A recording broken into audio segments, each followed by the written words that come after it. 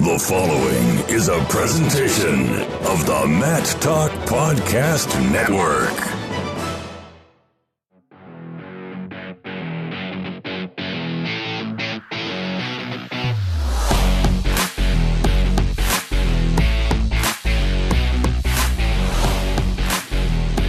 Welcome to On the Mat. I am Kyle Klingman of the National Wrestling Hall of Fame Dan Gable Museum, joined by a guy who shot the jukebox.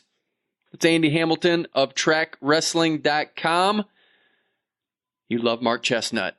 And I don't think that's a Mark Chestnut song, but I know you love that guy because we've talked about him and we went through our scenario of what country music singers do we like most, and you brought up Mark Chestnut. That is a Mark Chestnut song, Kyle. I got it? Yeah. I'm pretty stoked about that. What did I get the actual official name of it right? Bubba Shot the Jukebox. Was it Bubba Shot the Jukebox? Yeah. Okay, so I got part Long of it. necks and short stories. It's a great album. Well, this is all comes on the heels of Thomas Gilman having an entrance song that was a country music song. He had Merle Haggard a few months ago. I don't know when he had that, his most recent. Maybe it was his walkout music. In college. Okay. So more than a few months, a couple years ago. But I think it was a good choice. And we had a Merle Haggard tribute a couple weeks ago. I think the song that we talked about, Mama Tried, was in your head for a few days. Hopefully it's out by now. Hopefully it's not taking over your thoughts. It's a great song. It is a great song. But it will be now for the next several days. Because you're going to be thinking about it again. Hey, we had Final X in Lincoln, Nebraska. It was the first leg of the new World Team Trials format. I think we both liked it. I think we both felt good about the turnout, given that it's not necessarily in Lincoln, Nebraska, but just given that it's a non-college event. It was an international event. First time trying it. I think they did a pretty good job. Yeah, the in-house stuff was exceptional, I think. It was a good product and pretty good wrestling.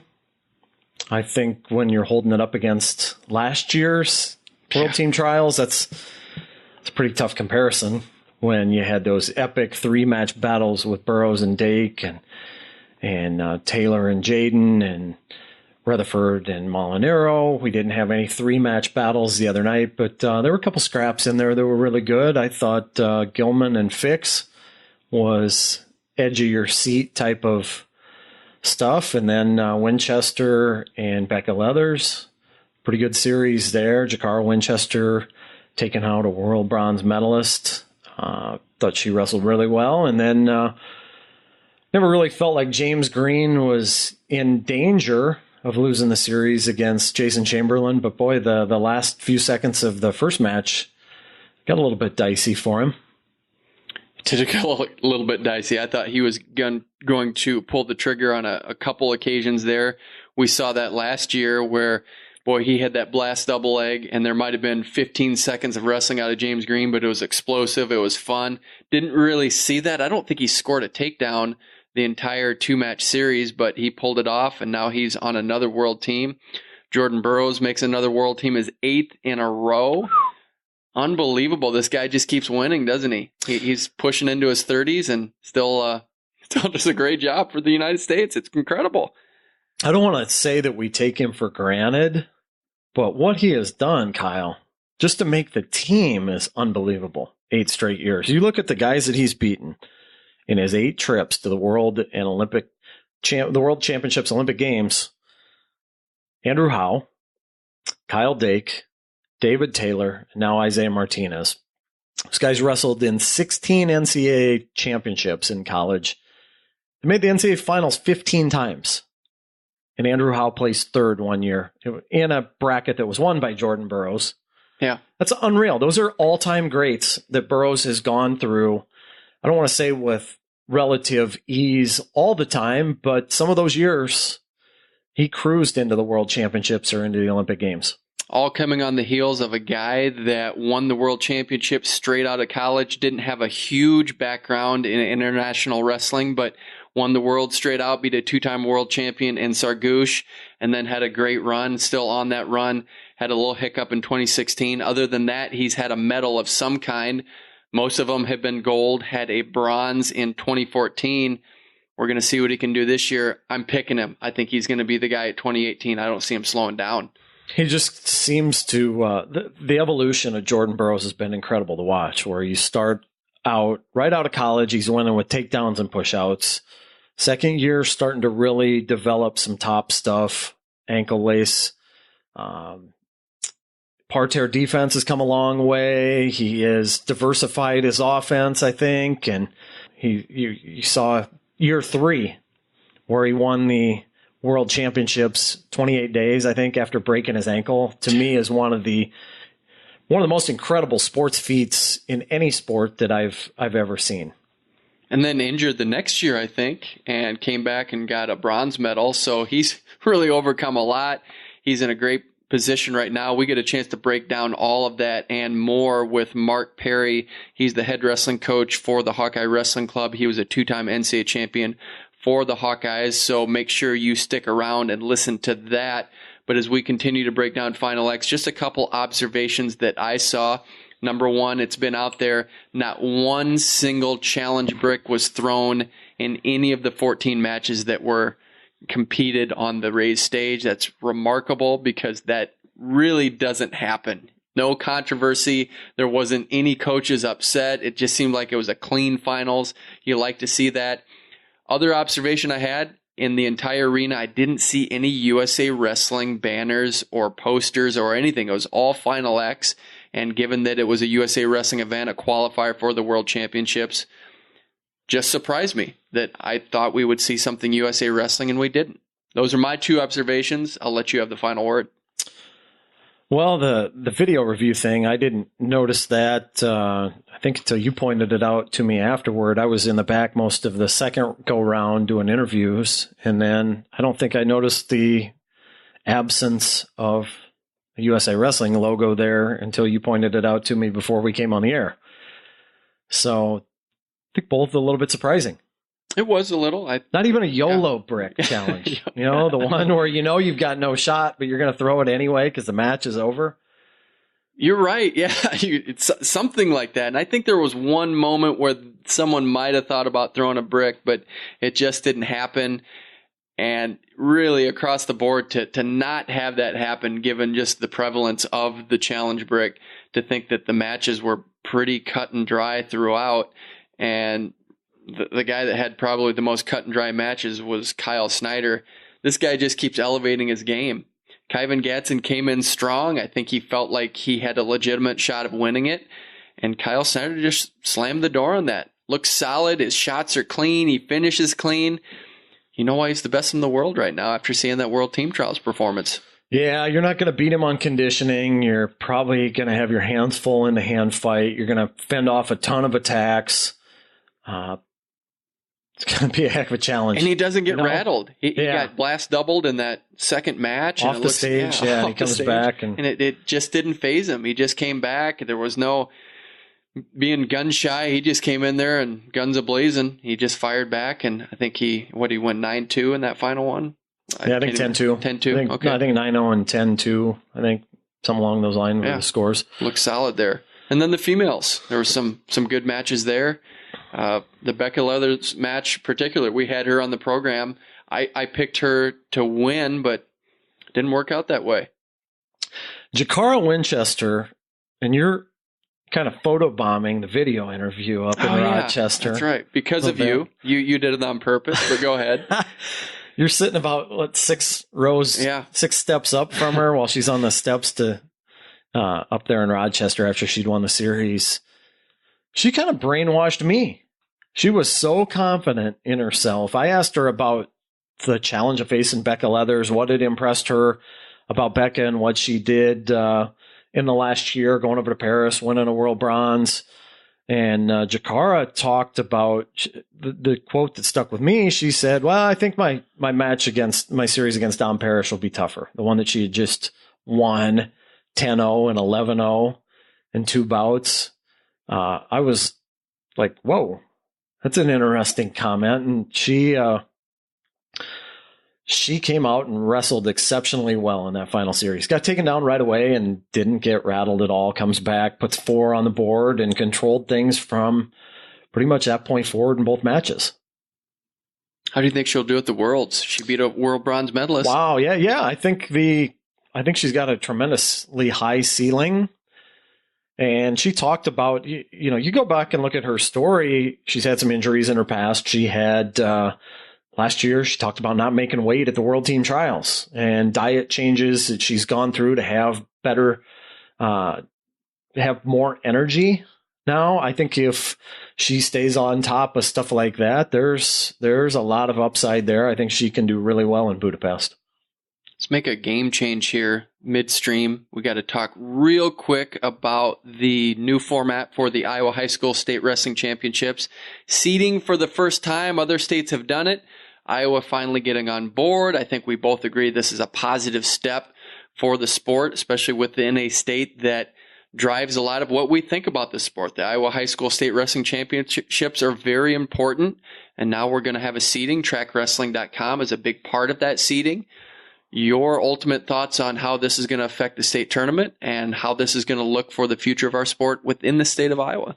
I think it's long overdue. And I say this not as somebody who works for Track Wrestling, because I thought this should have been done long before I worked for Track Wrestling. In fact, I thought it should have been done before Track Wrestling even existed, but I also knew the drawbacks that would come with it. You could have an incredibly long seeding meeting at the state tournament. Now, that's not an issue. Now, we're going to plug in head-to-head competition against common opponents, all the data, returning state champs, returning medalists. You finish second and third, they get the same weight if you're a runner-up or a third-place finisher from the previous year. Returning 4 through 8 place finishers are going to be valued in order. You win a district title, you're going to get some points or some credit for that. If you're a returning state qualifier from the previous season, that's a 7th criteria, and then winning percentage in the current season is the 8th criteria. It's going to be pretty cut and dry. All the data is going to be plugged in and spit out with who goes where in the bracket 1 through 8. I think it's, like I said, long overdue. I've seen so many incredible matches at the Iowa State tournament that should have been state championship Saturday night matches that occurred in the quarterfinals or in the semifinals.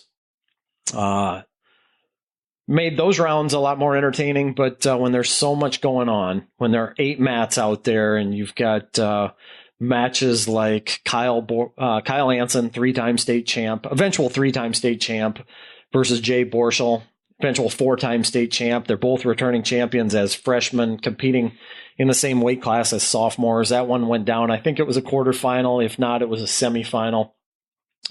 Travis Paulson against Corey Connell.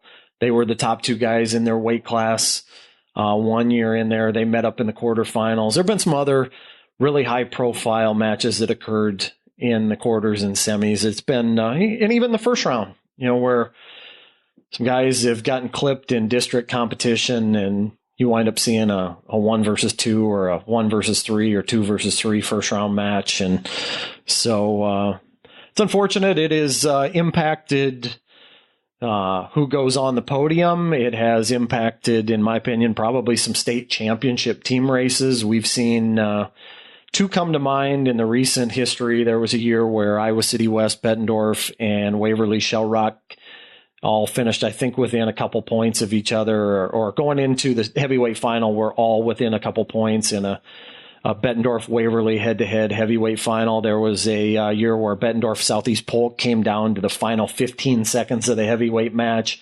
Stall call in the last 15 seconds determined the title there. And you can't tell me that draws didn't play a role in those state championship races, team races. So I think it's a huge positive. It might not be unanimous.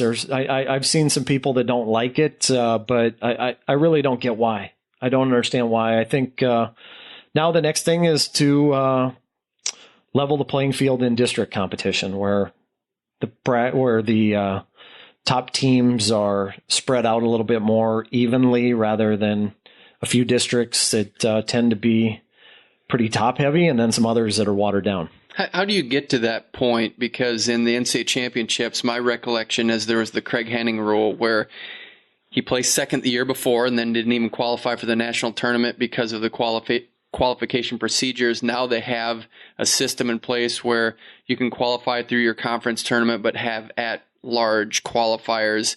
Is that relevant to the state championships? Could we get to that point where you make sure, as close as possible, the best 16 guys go?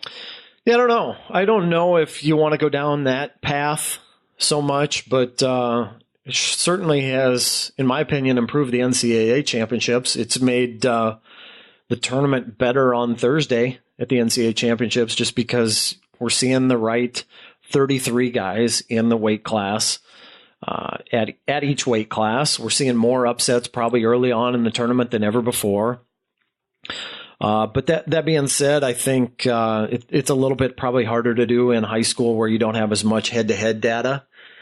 You have certainly a lot more of it at the 3A level. There's more state crossover with schools like Sioux City, Council Bluffs getting over to Des Moines and competing against teams from the central part of the state or teams from the eastern part of the state getting over to Des Moines. Ed Winger Classic comes to mind where there's a lot of teams from all over the state in 3A. You don't have as much in 1A, so that makes it a little bit harder with the head-to-head stuff. But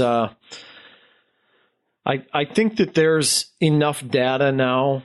There are a lot of people out there who are a heck of a lot smarter than me that can come up with a system where we can really dial that in and get closer to getting the best 16 in every weight class. But I think we're on the right track. I think this was a huge positive. I think the formula they're coming or the changes that they're making for seeding the state dual tournament are positive as well. And so hats off to Iowa State High School Athletics Association for finally taking the plunge on this, because I think it's, like I said, long overdue. As we look at what could happen at the state wrestling championships with seeding, let's just kind of take that model and look at the NCAA championships a few years ago. Cody Brewer was the 13th seed. He wrestled for Oklahoma, made a run all the way to the NCAA championship finals, won it, actually looked pretty good the whole way. And you scratch your head and say, how could he be ranked or seeded 13th? He only had one loss. That kind of thing could happen, but it might be a little bit more of an aberration with him. I think so. I think that was one where he didn't wrestle a ton of matches that year. I think might have dealt with an injury, if memory serves me correct, and had a loss to Earl Hall. Earl Hall had, I think it was Earl Hall. He suffered that loss too earlier in the year, and he had, Hall fell in, I think, 6 in the bracket, and so when you start figuring out places to put him, there wasn't really a great place to put him in the bracket. 13 seemed really low. That was one, if memory serves me correct, that was kind of a head shaker. Yeah. When you looked at the seedings, and certainly not anybody you want to draw if you're a 4 seed in the second round. But yeah, he got on a roll. I think that was, again, I think that was an anomaly just because of how much weight was given to current year data, and maybe not enough credit given to the fact that this is a guy that was a returning All-American and pretty decorated career up to that point. So that's also a product of a deep weight class too, I think. You're really testing my historical sense on this one. Well, I know you know the historical sense on this, but I think he beat Corey Clark in the finals. Yeah, yeah. It's 2015, 3 years ago. That's ancient history for me. You know your stuff. Mind only goes back so far. I've quizzed you before, and you pull out stuff, and you're coming back from 2005, and you know this stuff. But it is an interesting perspective because the NCAA championships is more of that model where they're trying to take the human element out of it as much as possible. I think that's what you're doing with track wrestling. You're just saying, here's the model.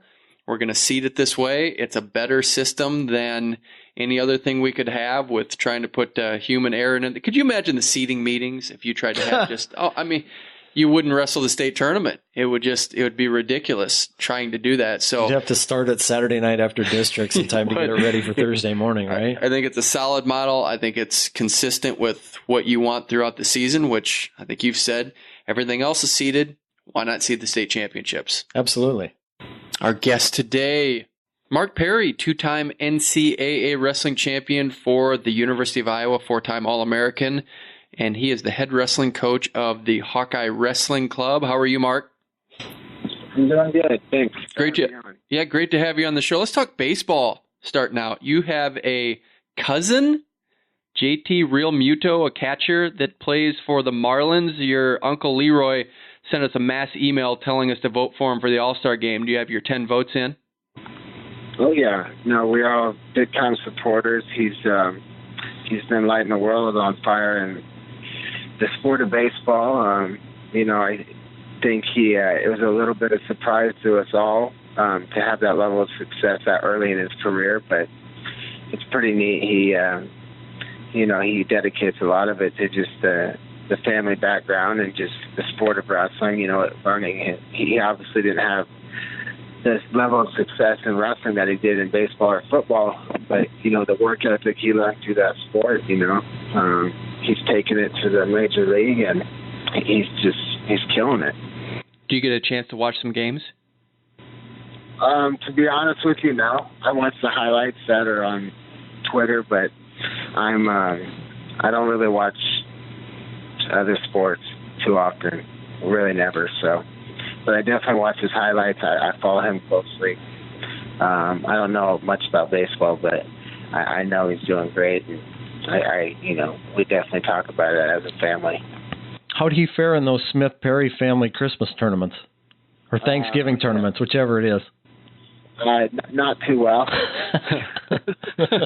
Not too well. But, hey, I'll tell you one thing. We all talk about it. We're all trading places right now. You'll trade places with him? We'll trade places. He's about to sign a contract bigger than any of us will ever could imagine. So we're definitely happy for him, and he's doing great for himself. How often do you talk to him? I usually we try to sneak away once a year as a family or something and go watch a game. Just to support him. A couple times a year. My brother's, he's my brother's age, so they're real close. My brother's in contact with him a lot. But for me, it's more just following him and supporting him, in the way that I can. And he knows we're all here for him. So he definitely has a big fan base in Oklahoma through my family. You mentioned that you are down in Oklahoma right now. You're at your grandma and grandpa's house, Big Leroy and Madeline. You made a great comment. You said walking around in the house where they have a lot of the trophies, it never gets old. Does it ever get old being in the Smith family, knowing you have such a great wrestling legacy? No, it's special. It never gets old saying it's a privilege. And, again, it just kind of reaffirms that being around my grandpa and grandma who, really started it all. And the character that they have, you see where it all, it comes from. And they have a wrestling museum from, all of our cousins to our uncles to just the whole family here. And it's a pretty special place. The house is the same, the carpet's the same, the smell's the same. And it never gets old. It's a really neat. Anybody in the world, that is a wrestling fan, I think would be in their heyday just walking through this house. Your cousin Mark Smith is one of the guys that doesn't get mentioned as much. What did you learn from Mark? He was a 3-time All-American from Oklahoma State. Do you have something that you have in your arsenal that you picked up from him? I was probably growing up, closest with Mark, and obviously Mark and Pat, because they're the youngest. They would always bully me and pick on me. And, I just think installing that toughness, it's just handed down from, I guess, one brother to the next, and then, from the oldest brother to the oldest cousin to the, to the youngest cousin, now down to our kids. And, Mark, holds a special place in my heart. He lived across the street from me when my dad was a coach at Oklahoma State. I would always sneak over there after elementary school, and I would just say that just the old Oklahoma toughness, it's a lump, but just picking on you and just making you tougher, ornery, and mean. He definitely installed that in me for sure. For those who don't know the storyline on how this all transpired, it really is remarkable how this all played out. You're part of the Smith family. You go to the University of Iowa, and then in his last match of his career, Johnny Hendricks, who's from Oklahoma State, you have John Smith as your opposing coach. Tom Brands, who they weren't necessarily rivals, but they were in the same weight class. They won gold medals back-to-back, is your coach. And then you wrestle Johnny Hendricks, who looks like John Smith. Do you ever just say, this is really, really weird how all this played out? Absolutely. You know, it was almost in the moment, in the time, and in those several years of my life, it almost seemed like a curse. It almost seemed like a curse, but it was, I just, you know, I would have never pictured that scenario growing up, and for it to take place and how it took place, it was definitely different. But you know, as I get older and experience things in my coaching career that are bizarre, it's only fitting to my journey, I guess. What did Tom Brands add to you? Because when you think about Tom Brands, Terry Brands, they're almost the opposite of the way you approach the sport. What did you glean from those guys that really is part of your DNA now and how you approach the sport? A lot, you know. I mean, I learned a lot in those years that I spent in college, and I've learned just as much in this past year. It's, you know, about a year to date. But in college, you know, it was more of fully surrendering to the sport, just the consistency, and not that I wasn't always consistent. It's a different level of commitment. It's a different level of consistency. And, you know, for me, going through the injuries that I went through, you know, pretty severe neck injury, pretty severe knee, but the neck one was probably the sport changer for me, because I had to adapt my style from, you know, basically when Tom got there after my sophomore year. I didn't have the confidence, and I still don't. To this day, I wasn't able to leg attack like I grew up. You know, I grew up being that Okie State, you know, in and out, darting in, and I had to basically go to a defensive wrestler, a wrestler that relied more on scrambling ability. And when it came down to it, you know, national finals and just being more solid and stuff. But I don't know. It's just been a crazy journey, and Tom's been a huge influence. He's been a huge mentor for me, even though maybe we had our differences, and the differences were my stubbornness and my lack of maturity back then.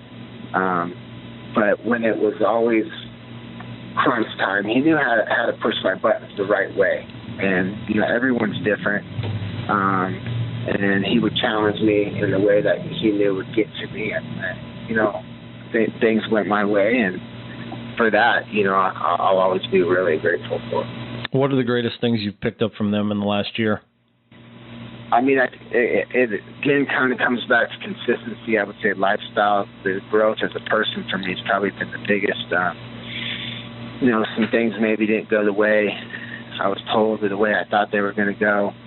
And just getting back on track. And, you know, I would say from the technical aspect, that's a big part that going back to college, you know, I didn't take my stubbornness. I just didn't take advantage of. This is how I wrestle. I grew up with this, and really just kind of what made them great of really studying that in detail. You know, I've done a lot of studying as a coach. I can't imagine too many people on this planet put in the hours I have of studying just the all-time greats in America, the all-time greats in, you know, the world's ever seen. And then just being out, there's a difference in studying on film and then being there in person, and again, almost putting yourself back in a young man's position where you're learning, except this time I'm really learning. I'm really studying the detail. And that level of skill that made them great, it's really opened my eyes to again, what made them so legendary. And it's been an amazing year, and I know the things that I've learned from them not only is going to help me moving forward, but just I'm pretty good at adapting it and putting everything together. And from the ties and from certain positions on leg attacks, I feel like they're the best of all time. And being able to learn that and take it into detail. I'm never going to be the best of all time as an athlete. My time is done, but hopefully, I can take a lot of those things. And I just know from the ties I'm going to be able to teach stuff a lot better. I know from the ties I was a lot more comfortable teaching in the past month of someone getting ready for a great wrestler, and just understanding the detail. So there's a lot more to them than people realize, and I mean, they're just special individuals. What's the biggest difference between how you approach the sport philosophically and how the Brands brothers approach the sport philosophically? Not as much as people think. I almost, coming back to Iowa, a big reason is I knew we were alike in many, many ways as far as the sport hits. As far as obsession goes, as far as winning goes, as far as how handling losing, as far as moving forward and progressing your athletes and your program and winning championships.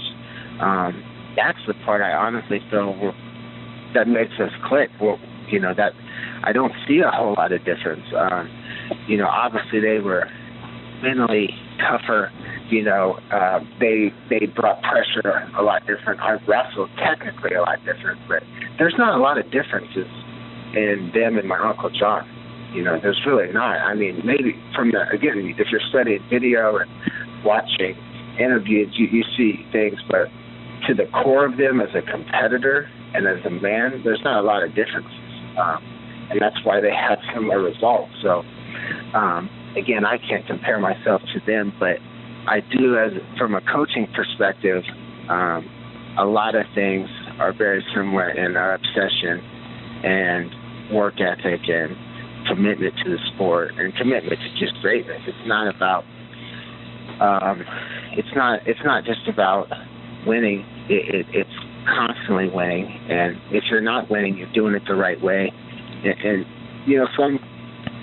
some people think like, if you don't do things right, you don't train right, like, it's easier to handle losing. I'm not. I think it's harder to handle losing that way. Whereas, when you do everything right, and for instance, say if Thomas Gilman would have fell short, I probably wouldn't be sucking my thumb as much as maybe I have in in some other scenarios where I knew, we didn't deserve to win, and it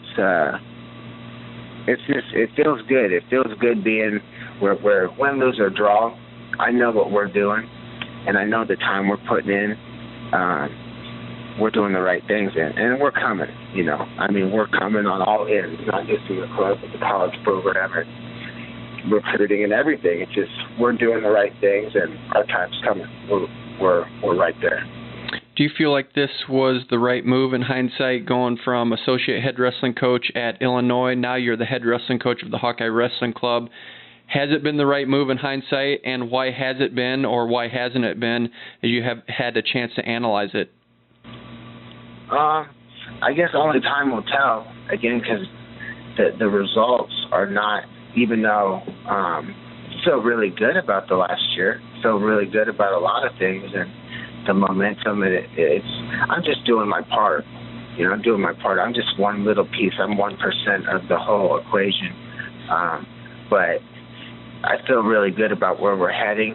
And to me, it'll be the right decision if it's the right decision if we get the job done. I'm really kind of geared in these next couple years. We're focusing on the 2020 games and doing my part and helping the college program, through the Hawkeye Wrestling Club, and it's definitely been a huge upgrade for me in my life. But I mean, it's about winning titles, and that's what I'm here for. And until that's done, I probably am the kind of competitor that might not be satisfied. Yeah, and I'd like to elaborate on that. What does getting the job done mean in international wrestling? Of course, in a college program, it means winning a national championship individually and as a team. What does that mean for you as a club coach? World titles, world championships. It's been a while since the Hawkeye Wrestling Club's had a world champion outside of, training outside of out at Iowa City. Coach Bill Zadek won a world title. He was training under Terry at the training center. We had guys right there. Had guys right there. Obviously, Thomas Gilman last year. But it's winning world titles. It's winning junior world titles. It's Jacob Warner winning world titles. It's just improvement. It's improvement that the club has seen in the past. That it brought me here for a reason, and I need to deliver on that reason. And it all, the club nowadays, you're not going to probably get a Spencer Lee if the Hawkeye Wrestling Club wasn't a huge draw. You're not going to get so-and-so as a recruit without having that opportunity, because there's no pros. There's no pros, so it's establishing our club as the best, the place to be, the place that takes care of guys, the place that's winning. And again, it's not all on my shoulders because there's so many parts to it. But that's, it's just making sure that we get to a place we've never been before. And we have done things as far as the fundraising, and we've had some good results in the club, in the past year, but it's always looking for more. So I'm the kind of competitor who knows. Maybe I'll never be satisfied, but it's been a great fit. I just know right now I'm focused on, the guys' international tours, Jacob Warner winning a world title in Slovakia, and Thomas Gilman won the world title in Budapest.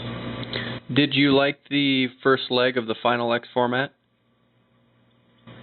I thought it was cool. It was good. Obviously, winning doesn't hurt that process, but overall, win was a draw. I think it's a step in the right direction. I think the marketing, from USA's perspective or Lincoln or whatever, we need to continue to market maybe a little bit better, put more people in the stands. I think it should be full. I think it needs to be filled out. These are the best in the United States, and just talking to people that have no clue really, the city about wrestling, at restaurants or this and that. I mean, half of them didn't even know who Jordan Burroughs was. That part kind of is hard for me to swallow, because I look at those guys like they deserve to have the same limelight as LeBron James or any other guy. And people say, "Oh, our sport's not there." That's on us. That's on us. And there's obviously financial ends to it, but I think that that's something that we're doing a better job of. I think this Final X, it was the first run. It'll only get better. Let's stay with the consistency. Let's quit bouncing around. But if we continue to do this and we're consistent, I think we can pack those arenas and make it the kind of event that it should be for the best guys in the United States of America. We are the reigning world champions, and we need to make sure people know that. Mark, there was like 1/5 the crowd in Lincoln as there was at the NCAA championships. You're talking about selling that place out, and you sort of touched on this a little bit, but I'm just curious on your thoughts on why there's such a disconnect between the college level and the international level in the United States in terms of following. I think that our media, we're doing, as far as like the online goes, the social media, we're doing better than ever. But it's in the cities, the NCAA event has been so consistent in their process, that helps. I think bouncing around is something that probably hurts that. And like I said, I don't see any billboards. I don't see anything. I didn't see any banners hanging, from the streets with Jordan Burroughs or James Green or Thomas Gilman, who's from the state of Nebraska, or freaking Kyle Snyder, who's, one of the greatest we've ever seen out of this country. I didn't see any promotional end on there. I didn't see anything on the news. I didn't, maybe there was a little bit. I saw a lot of media stuff, cameras following Burroughs around, but that's just in our little circle. It's getting out to the world, exposing these guys of what they really are. And I really believe if people knew the type of athletes that were at Lincoln, Nebraska, or that are in, State College or Lehigh, their general fan on a Saturday night, you don't have nothing to do. Heck, I look on, Google in Iowa City if, me and my wife ever have something to do, just, you look for something to do. I think people would come if they knew it was happening. But I would say however many people are in this city of Lincoln or in the state, they should know. And whether they come or not, that's their choice. But if they don't know, they're definitely not going to come. It's just doing a better job. And I'm not knocking on anyone. It's just we got to continue pushing that in. We're definitely doing it from the internet, but people aren't going to travel across the country to 3 different events. You got to hit those areas hard, not just the national media outlets. Thomas Gilman, who you have mentioned throughout, made the world team at 57 kilos. In the public interview after his match, he said he had to take a step down before he was able to take a step forward. What do you think he meant by that? I think there's a lot to that. I think, one is it's a new year. It's a new year. You can focus on the results you had. I feel good about it, or not feel good about it. There's still one step from where you want to be. And, having, dealing with a young kid that is a superstar. I mean, he fought his way to the junior worlds. I've said this before. When I was growing up, no one ever won the junior worlds from America. No one ever won the cadet world. This guy fought his way through like it was a joke. There's a lot of pressure there. So it's almost humbling yourself and realizing that, you got to get yourself ready. No different than if this was the Japanese guy, or the Mongolian, or the Cuban, or the Azerbaijan guy, the best guys in the world. Who's to say he's not the best guy in the world? So getting himself ready. And then the major one is he had a life-changing event that took place, not too long ago, and overcoming that through how professional he is. There's not many people on this planet that are the world champions and are the medalists that could have gotten through what he did. So I think there's a lot to it, but it's just a testament to who Thomas Gilman is. I mean, he's something special, and he's something people should be worried about at 57 kilos internationally, 100%. Obviously, Fix is a phenomenal scrambler, and Gilman, we didn't really see gunslinging Gilman during the 2-match series. I presume that was by design? It was definitely by design, and it was by design in certain ways. It's by design, maybe some technically. There's a lot of things that he did right, and it's also by design on the adversity he had to deal with. Right now, this isn't an event for us. As soon as that match is over, I'm already thinking of a situation or two that just going through my head the last week that happened with Takahashi, that happened with Azerbaijan, that's going to happen, and we have to correct it so we're on top of the podium. But there's a lot to it, Again, dealing with the things he did and getting the job done. That was the main thing, again, especially against a young talent like him. But guns will be blazing in 5 months. You can guarantee that. Is finishing shots, is that the number one thing on the priority list that will determine whether Thomas Gilman is a gold medalist in Budapest or not? In my opinion, I truly believe that, and I believe he's got the best guys in the world in Tom and Terry Brands and short offense opportunities. He's going to bring pressure. There's several little things, but those are the two that stick out to me, and it's not like a hidden secret. It is something that I feel like from a technical standpoint, it's easy to overcome compared to the other things. It's easy to overcome versus maybe if he had a mental anxiety or a mental, where I don't know, he just, some people just get in the way. Some people have a fear of failure. The things that he has to do are easily manageable, and we have plenty of time to get all of those things in his life in order. I look at the Japanese guy, the Azerbaijan guy, probably number 1, number 2 guy in the world. They didn't touch his leg.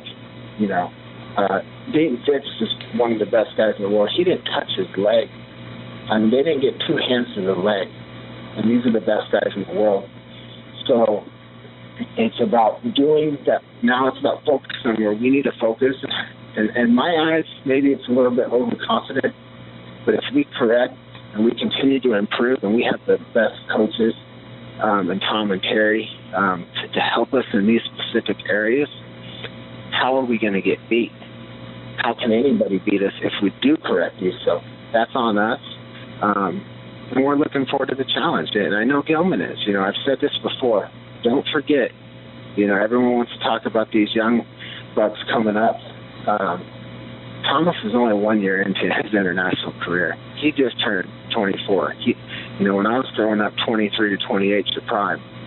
So he's at the very beginning. And I only see him getting better and better through this quad and through the next quad if he can, when that time comes, if he continues to compete, which I'm sure he will. There was talk that Spencer Lee was going to be at the World Team Trials, but you opted to keep him out of that. What went into the decision to not wrestle Spencer Lee this year?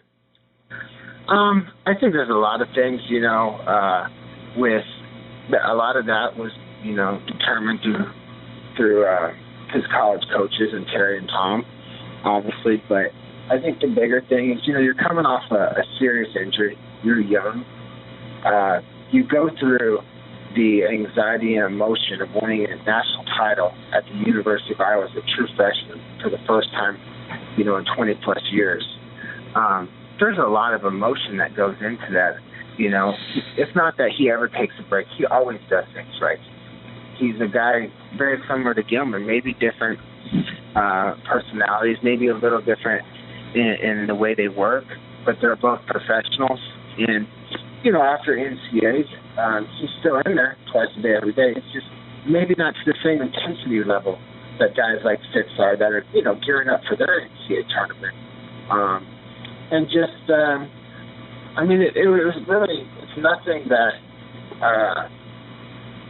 I don't think anyone on our team, really lost any sleep over. It wasn't the time. It just wasn't the right time as far as, I think, for him, preparation-wise and stuff. And he just, he made the right decision for him. And he's going to compete here in July overseas at a senior level event. And then he's going to get ready to try to defend his national title. And he'll be there sooner than later. He's 19 years old. These guys are young. And I fully expect him to be right there. What have you learned about Spencer in the last year that you didn't know prior to? I realized, I guess the biggest thing is how freaking good he is. Technically, I love that part of wrestling. Obviously, my uncle is pretty special in the technique aspect and all aspects, but I don't know that I've ever seen a lightweight in America that young that was technically that good. You know, and just like anyone, I've said this before, everyone has deficiencies, but technically, I look at all the top guys in the world at 57 kilo, and he's right there. You know, he's right there with the best of them, and he's the best I've seen at that age in you know, the United States. I mean, he is he can score from anywhere, from any time. It's almost, he reminds me a lot in certain ways of Sajaliah, where you throw an underhook, he throws an underhook. You got a toe on, he's got a toe on. You got his head, he's got yours. You got his wrist, I mean, he can score from any position. He's ridiculously flexible. I don't even know if it's humanly possible, but I get, from what I hear, and it reminds me a lot of what people would say of my uncle about his position. I hear he's, you know, I mean, just unbelievably strong, but I'm sure, one, is he is strong, but his skill level, you know, people would say that about my uncle, how strong he was. And, you know, we look at him and we'd probably say he doesn't look that strong, but when you're tying everything together, he feels like, you know, Godzilla out there. He's a special one. I mean, we're very lucky, you know, the University of Iowa to have him, and down the road, the Hawkeye Wrestling Club, and, you know, vice versa, Thomas Gilman. They're lucky to have each other. They're lucky to have each other, and I truly believe that they can be the top two guys in the world, you know, and that's something pretty special to have. How do you avoid what happened in 2016 where Daniel Dennis and Tony Ramos were in the same room and there were some hurt feelings there? You got two guys in the Hawkeye Wrestling Club going at it. How do you make sure that you manage that situation in your favor? I mean, it's everyone, you know, it's everyone, and I think it's the individuals too. And not to take anything away from Tony Ramos or Daniel Dennis, but I don't think either of them are focused on making the team. You know, even though that's inevitable, that will happen. I think they're focused on it's winning the Olympic Games, and if it's winning the World Championships. And I think their mentality is, it's either me or you, buddy. One of us is going to get it done, and we're going to help each other. And they're young. And, you know, it would surprise me if they went back and forth. It wouldn't surprise me. But they're just professionals, man. They're professionals through and through. Again, they have different traits here and there. We all do. But I just, it's not going to happen. I've seen how they interact. I see the way that they think. And, you know, I wasn't in that situation, but, you know, I see it in college programs where guys come and maybe they're the two, you know, it's like Gilman and Clark. They're the two best high school kids coming at the same weight. It worked its way out, and those guys are best friends, you know. It worked its way out, and they both have become great wrestlers because of it. Without each other, they're probably not the same. They're probably not who they are today. And I don't see that being any different. It's just not, they're not selfish guys. Well, they're both leaders. They are the two leaders of our program. I mean, they're the leader of our college program, and they're the leader of our international program. And that's not a coincidence. So if they're professionals, I don't see that happening, and I see both of those guys being world champions at some point. What does a Dayton Fix versus Spencer Lee match in college look like? I don't think you'll ever see it. Maybe, but I think that I highly doubt that ever comes. Obviously, I'm biased. Dayton is a phenomenal freestyle wrestler. They're both phenomenal on their feet. I just think there's definitely a big difference in the top game, and that changes the game just like it does in freestyle. Dayton is phenomenal with his trap arm gut, and Spencer's phenomenal in freestyle with his leg race, and we've seen that time and time again for those two. Dayton is a great rider, but the difference is I think Spencer Lee's probably works harder than anyone I've ever seen in the sport my whole life at getting the wrist. You know, I tell people, everyone says he makes it look easy. The amount of work that he put in to get that wrist against Tomasillo in the semifinals, it took him 1:40 of driving his hips and his knees under it. No one has ever put that kind of effort into getting a wrist that I've seen. So, you know, they're both, I mean, we have 3 unbelievable lightweights in this country right now in the freestyle. And, I mean, you never know. You never know what tomorrow's going to bring, but they're pretty damn good. And, you know, Spencer Lee, it's like, the thing is he's just as good in collegiate on top. I didn't know he was that good on top. I didn't know he was that good on top in collegiate. I knew he was in freestyle. I've seen it, but I've never seen it against men, the best in the United States that have to offer. You know, really, when you think about it, we're only the best in the world. We don't wrestle. No one else wrestles collegiate. So those are the best guys in the world on bottom, you know, in collegiate. And he makes it look easy. So it's definitely a problem we like having, you know, on our side. What makes Jacob Warner special? Just his passion for wrestling, you know, his work ethic, his consistency. He's just, and he's hell on wheels. You know, he's hell on wheels out there. He's already, in my opinion, the best hand fighter in college wrestling. And he's going to be a problem. He's going to be a problem for these foreigners. You know, but in all, I mean, it's just he's obsessed. He's obsessed with success. He wants to be great. He is around a team that supports him through and through. He knows that. That only feeds the confidence. He's got great training situation. And he's like any of these other young up-and-coming superstars. He's just, his work ethic is second to none, and he's a professional. Right now, the program itself is something like I haven't experienced, in that, you know, outside of a high school team, which is probably the best high school team, you know, some of the best high school teams ever. There's just a lot of professionals, a lot of guys with the right mindset, a lot of people that are hungry to win national titles, but this program is hungry to win team titles.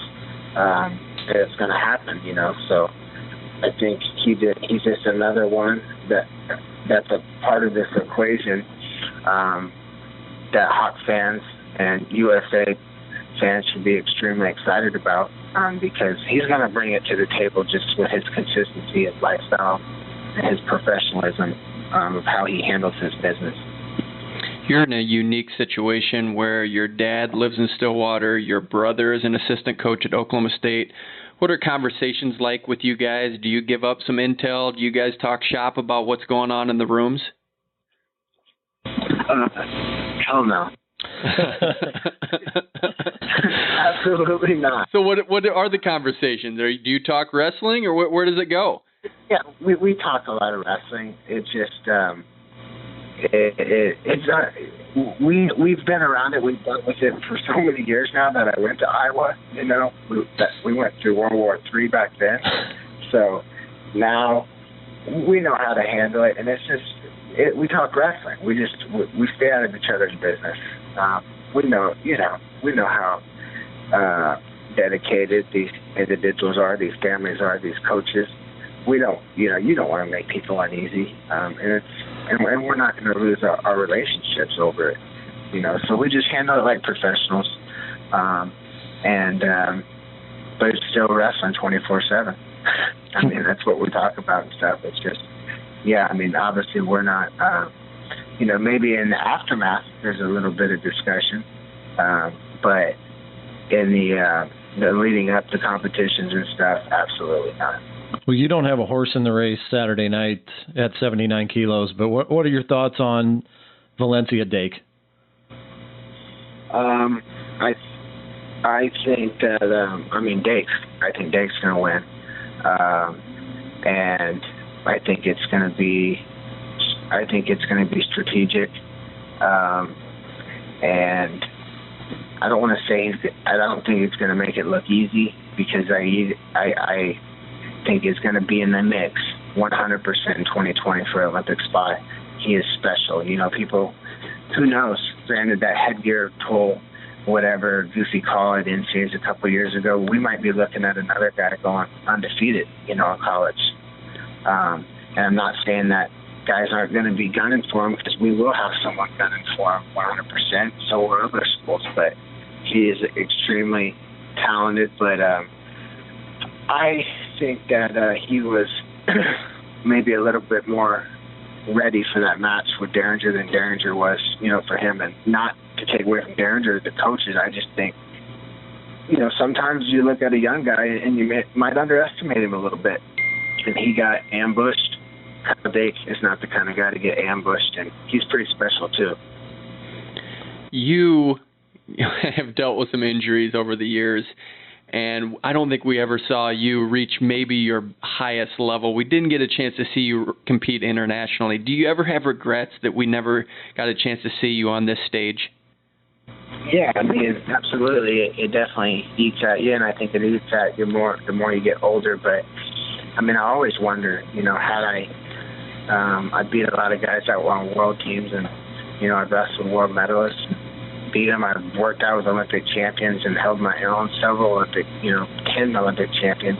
I've never got just ragdolled. I know the talent was there. Heck, I was telling my wife I'm going to come out for the UFC. I see Colby Covington, Tyrone Woodley, and Johnny Hendricks have been the past 3 UFC champions. Jokingly, they'd knock my head off, but you know, I know I had the talent and the ability, but I mean, once my neck went, it probably wasn't in the equation when I couldn't be offensive, and you can't allow guys on your leg like that. And I know I could have prevented that, but I would have been able to. The only way I could have prevented that would have been with my offense.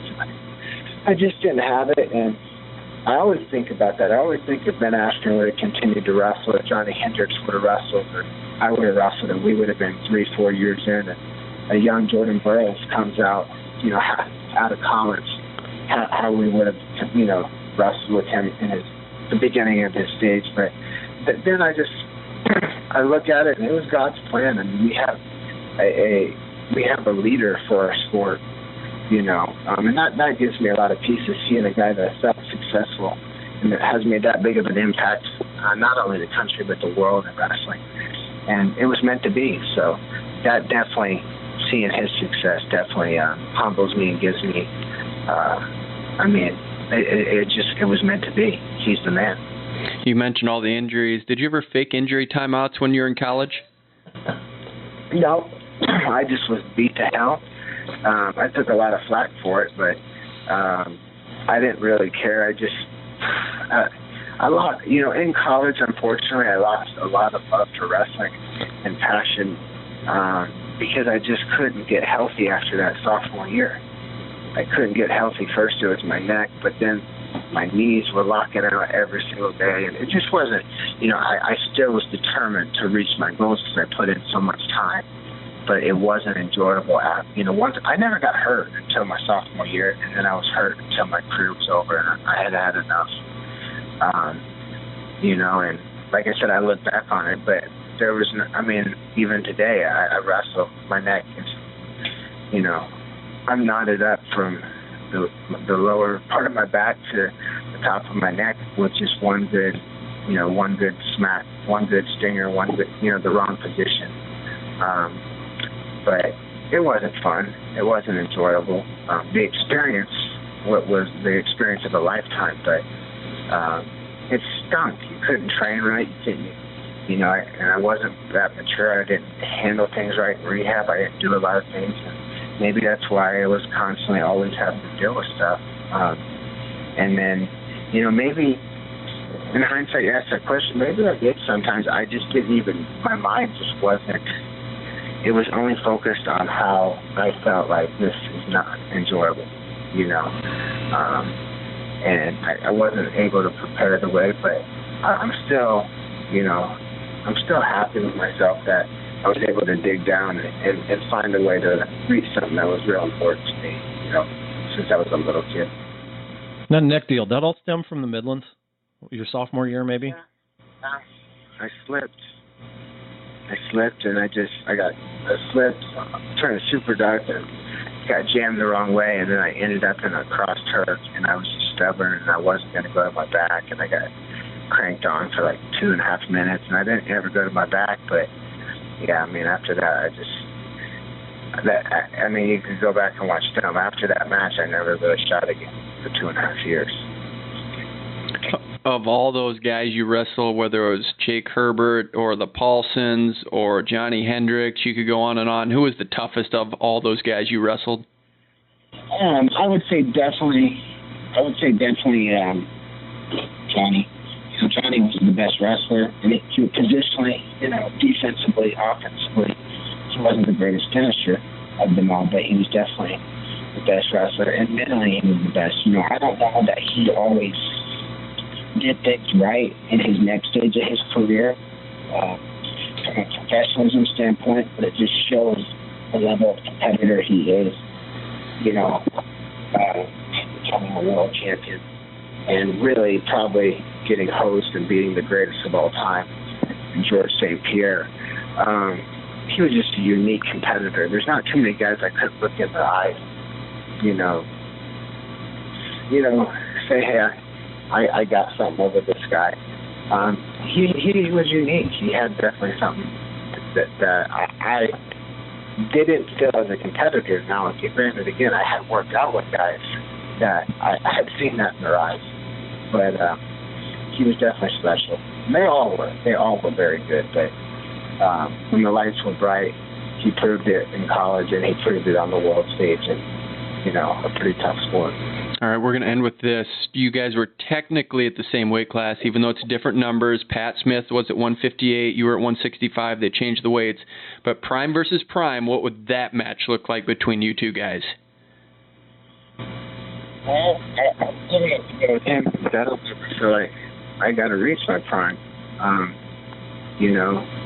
Just dealing with my neck stuff. But, I'm not really one to.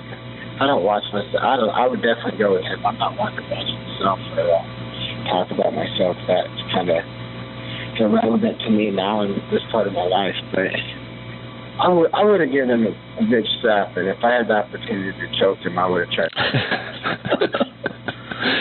That's a great way to end it. We appreciate you coming on the program. Always great insight. And look forward to seeing what Team USA does and Thomas Gilman does at the World Championships. Thank you for taking so much time with us, Mark. Yeah, you bet. Have a good one, guys. All right, that was Mark Perry. For Andy Hamilton of TrackWrestling.com, I'm Kyle Klingman. You've been listening to On the Mat.